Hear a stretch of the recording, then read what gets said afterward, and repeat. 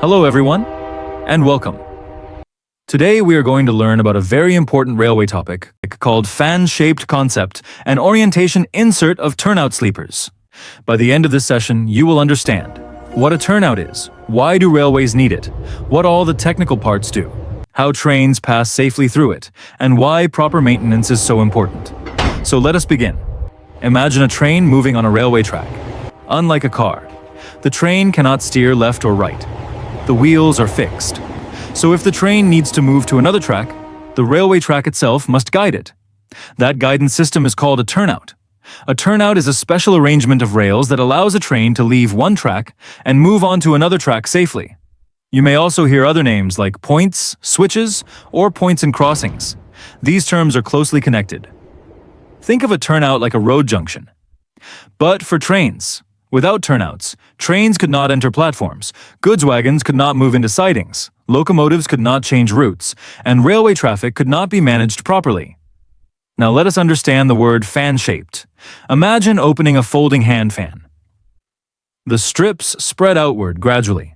A fan-shaped turnout looks similar. The tracks spread outward in a smooth pattern instead of separating suddenly. This design helps railways fit many tracks into a limited area. That is why these turnouts are often used in railway yards, industrial areas, ports, and freight terminals. Now let us understand one more important idea. A turnout is not just a few rails joined together. It is a carefully engineered system. Every bolt, washer, rail, clip, and sleeper has a specific job. Even one missing component can affect train safety. So throughout this session, we will slowly understand each part one by one. Fan-shaped turnout layout was developed around the year 1990 as a major improvement over conventional turnout layouts on PSC sleepers. The primary objective was to improve sleeper arrangement, interchangeability, track geometry, and maintainability. In this layout, sleeper spacing gradually increases toward the outer side, creating a visual appearance similar to a hand fan. This unique arrangement gave rise to the term fan-shaped layout. One major advantage is interchangeability of sleeper sets for both left-hand and right-hand turnouts, which reduces inventory requirements and simplifies field maintenance. Let us now understand the important geometric and structural features of fan-shaped turnouts. The gauge used is broad gauge, 1673 mm. Special approach and exit sleepers are provided, and a separate sleeper is also allotted for signal fittings and lock bar arrangements. The approach sleepers are 2750 mm, the exit sleepers are 2550 mm, and the sleeper for signal fitting / lock bar is 60S at 2750 mm. The total sleeper requirement is standardized by turnout type. 1 in 12 uses 96 sleepers, 1 in 8.5 uses 67 sleepers, and 1 in 16 uses 114 sleepers. So the layout stays consistent across common applications. These sleeper arrangements ensure proper load distribution and track stability. In fan-shaped turnouts, different fastening systems are used in different zones. In the switch portion, a dowel and screw system with rubber sole pads and spring washers is used. In the lead portion and crossing portion, elastic rail clips, GR pads, and liners are provided. The slide makes the zone-wise fastening pattern very clear. Switch area uses dowel and screw fastenings, while the lead and crossing zones rely on ERCs with pads and liners. Each fitting is carefully selected to resist vibration, maintain gauge, and ensure safe wheel guidance. The crossing may be made of cast manganese steel or heat-treated weldable CMS. CMS crossings provide excellent wear resistance under heavy traffic. Machined head check rails are used, and no flare is required in these check rails. An important feature is standardization. Identical check blocks can be used at multiple locations. Another major operational benefit is sleeper interchangeability between left-hand and right-hand turnouts. The slide also highlights that the same sleeper set can be used for RH and LH turnouts, and the RE marking must remain on the right side. Fan-shaped turnouts generally use overriding or thick web switches. For higher speed routes, 1 in 12 high-speed switches are used. These switches have longer tongue rails, increased heel divergence, a smaller switch entry angle, and multiple stretcher bars for improved rigidity. Specially designed slide chairs help smooth movement of tongue rails during operation. The slide also notes the 10,125mm switch length, the 175mm heel divergence, the lesser SEA of 0 degrees 20 minutes 0 seconds, and the use of 3 following stretcher bars. The PSC sleepers used in fan-shaped layouts are specially designed. They have trapezoidal cross-sections for better strength and load distribution. These sleepers are compatible with both 60 kg and 52 kg rail sections. However, liner arrangements differ depending on rail type and turnout zone.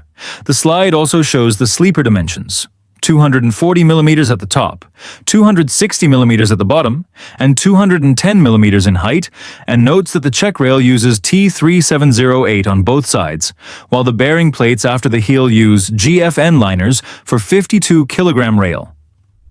This slide introduces the marking convention on PSC sleepers for points and crossings. The markings help site crews identify orientation, zone, and sleeper position quickly during assembly and maintenance, which reduces layout errors before the turnout is linked. A turnout is a highly engineered assembly consisting of many interconnected components.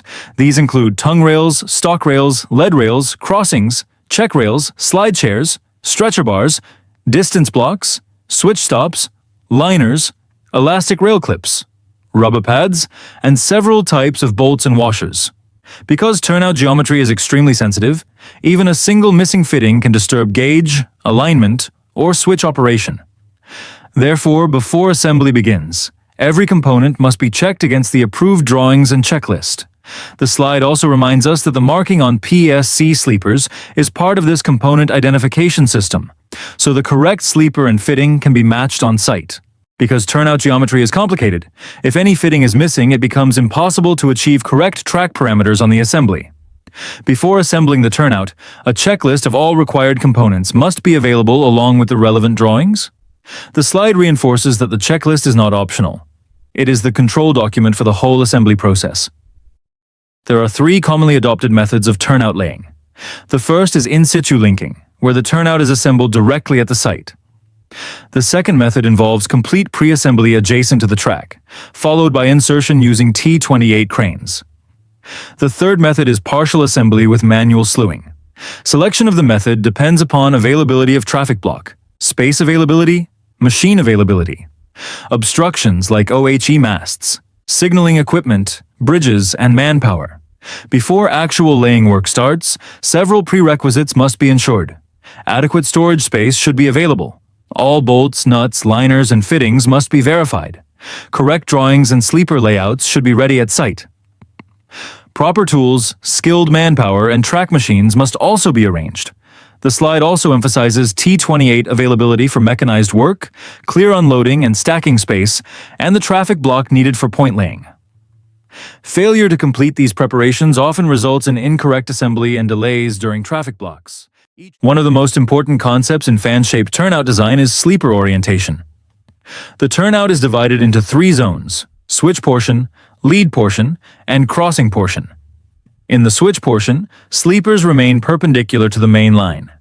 In the lead portion, sleepers are placed along the bisector direction between the main line and turnout alignment.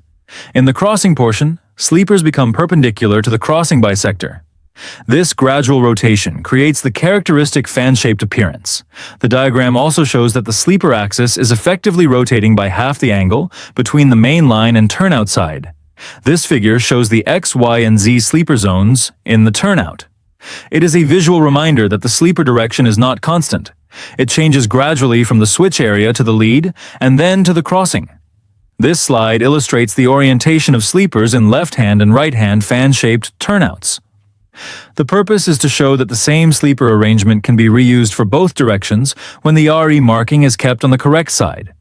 The diagram explains sleeper interchangeability on left-hand and right-hand turnouts. The angle relation shown on the slide makes it clear that the sleeper orientation is mirrored, but the sleeper set itself remains interchangeable. For a 1 in 12 turnout, sleepers 1 to 20 belong to the switch zone, sleepers 21 to 65 form the lead zone, and sleepers 66 to 83 form the crossing zone. For a 1 in 8.5 turnout, Sleepers 1 to 13 form the switch zone, sleepers 14 to 41 form the lead zone, and sleepers 42 to 54 form the crossing zone. The table is useful on site because it tells crews exactly where each zone starts and ends. This figure highlights the spacing of sleepers in the switch portion. The key point is that the switch zone is compact and tightly controlled because the geometry here governs the first movement of the tongue rail and the quality of wheel entry. Correct turnout assembly is extremely important for safety and smooth train movement. First, material compatibility must be checked. The sleeper marked RE should always remain on the right side, irrespective of turnout direction. Now, we come to one of the most technically challenging topics, laying fan-shaped turnouts on curves. Originally, turnout spacing is designed assuming straight mainline track. However, in actual field conditions, turnouts often need to be inserted on curved tracks. This creates several complications: incorrect gauge, rail touching inserts, liner breakage, poor toe load, ERC failure, and crossing instability. Following problems have been observed while laying fan-shaped layout on curve. Track circuiting may fail because of rail touching the insert. It may not be possible to insert liners at a few sleepers. Incorrect gauge may occur. GFN liners may break. CMS crossing. Holding may be inadequate. Rail foot may cut the inserts. ERCs may break. And toe load may become inadequate. This slide shows the condition where the gap is too much, causing poor toe load and possible breakage of the GFN liner. The message is simple.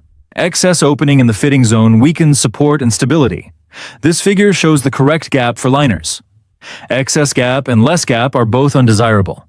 The fitting must sit in the narrow band shown on the slide so the rail is held firmly without overstressing the liner. This slide shows the condition where there is no space for liner setting at the crossing. That is why curved layouts often need spacing correction, rather than forcing the standard spacing to fit the field condition. This slide shows rail cutting into the insert. It is a reminder that poor geometry can make the rail foot or rail base start damaging the sleeper insert itself. To solve these problems, sleeper spacing and orientation must be modified according to curved geometry. Change in spacing of sleepers is required to suit the curved mainline track, and the stalk and tongue rails must be pre-curved to suit the curvature. This is the first step in adapting the standard turnout to field curvature. Based on the geometry, two different solutions for similar flexure and contrary flexure are required. The solutions have been made for curves from 0.50 to 4 degrees at a step of 0.50, with cumulative spacing preferred for field use. For similar flexure, laying of 1 in 8.5 turnout is not permissible, so no solution has been made.